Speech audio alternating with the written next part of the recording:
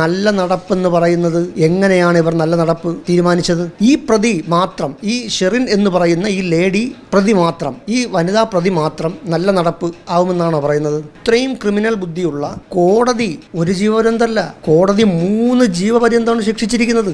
അതായത് 14 28 42 വർഷം ശിക്ഷിച്ച പ്രതിയാണ്.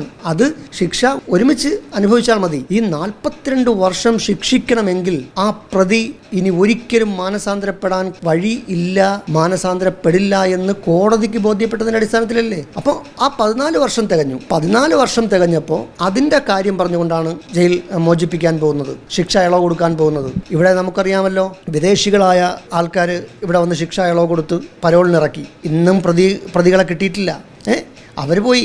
ഇന്നലെ തന്നെ ഡൽഹിയിലൊരു വാർത്ത നമ്മൾ കണ്ടു. കോടതിയിൽ പാസ്പോർട്ട് സറണ്ടർ ചെയ്തിരിക്കുന്ന ഒരു പ്രതി, രാജ്യദ്രോഹം ഉൾപ്പെടെ ചെയ്ത ഒരു ജീവപര്യന്തം ശിക്ഷിച്ചിരിക്കുന്ന ജാമ്യത്തിലിറങ്ങിയ ഒരു പ്രതി, കോടതിയിൽ അദ്ദേഹത്തിൻ്റെ പാസ്പോർട്ട് ഇരിക്കുകയാണ്. അദ്ദേഹം ഇപ്പോൾ അമേരിക്കയിലാണ്.